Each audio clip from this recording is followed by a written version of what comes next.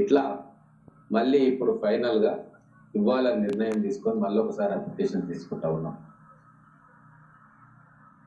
అర్హులైన ప్రతి ఒక్కరికి కూడా ప్రభుత్వ పథకం అందాలని చెప్పి ఇన్ని రకాలుగా అప్లికేషన్ తీసుకుంటా ఉన్నాం. ఇక పనికిమాలిన కొందరు అంటే ఎన్నిసార్లు అప్లికేషన్ తీసుకుంటారు అని, ఎన్నిసార్లు అంటే అన్నిసార్లు తీసుకుంటాం. ప్రజలు ఊర్లలోకి పోతారు, వేరే దగ్గరికి పోతారు, పనుల మీద ఉంటారు, ఒక రోజు ఇవ్వలేకపోతారు. ఓ వారం రోజులు గడువు ఉంటే ఆ వారం రోజులే ఎక్కడో బయటికి వెళ్ళి ఉంటారు. మరి వాళ్ళ పరిస్థితి ఏంటి? అందుకే తీసుకొని మళ్ళీ స్క్రూటనైజ్ చేస్తాం. ఒక నిరంతర ప్రక్రియగా ఇప్పుడు ఇస్తాం, ఎలిజిబుల్ ఉన్న వాళ్ళకి ఇప్పుడు ఇస్తాం, మళ్ళీ అప్లికేషన్ తీసుకొని మళ్ళీ ఇస్తాం. పెళ్ళై వేరే ఇంటికి పోతాం, మరి వాళ్ళకి ఇవ్వద్దా? కాబట్టి పూర్తిగా ఆలోచన చేసి ప్రజాపాలన అని మేము ఏది అనుకుంటున్నామో నిజంగా ప్రజల వద్దకు పోయి పాలన చేయాలన్న ఉద్దేశంతో కార్యక్రమాలు చేస్తూ ఉన్నాం.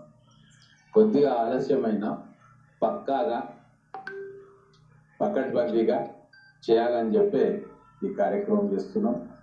ఇండ్ల విషయానికి వస్తే 10 ఏళ్ళు గత ప్రభుత్వం 10 ఏళ్ళు అధికారంలో ఉంటుంది. ఎంతమందికి ఇళ్ళు ఇచ్చింది? 1500 మంది.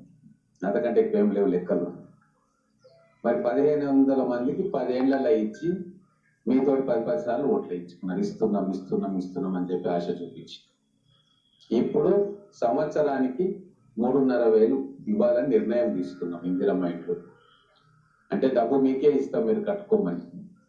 దీంట్లో ఇల్లు లేని వారు స్థలం ఉంటే ఇమ్మీడియట్ గా కట్టుకోవచ్చు. స్థలం లేని వాళ్ళకు నెక్స్ట్ ప్రిఫరెన్స్ లో వస్తుంది. కాబట్టి మొత్తం కూడా ఈ 4 సంవత్సరాల్లో 18,000 నుంచి 20,000 ఇళ్లను ఈ 4 సంవత్సరాల్లో మేము ఇవ్వబోతా ఉన్నాం. ఎక్కడ 10 సంవత్సరాల్లో 1,500 ఇండ్లు, ఎక్కడ ఈ 5 సంవత్సరాల్లో అంటే ఒక సంవత్సరం మొత్తం విధి విధానాలు ఖరారు చేయడానికి, ఫండ్స్ మొబిలైజ్ చేసుకోవడానికి, ఇవన్నిటికీ మాకు టైం పట్టింది. ఇక రాబోయే 4 సంవత్సరాల్లో దాదాపుగా 18 నుంచి 20,000 ఇండ్లు మన ఒక్క నియోజకవర్గానికే వస్తాయి.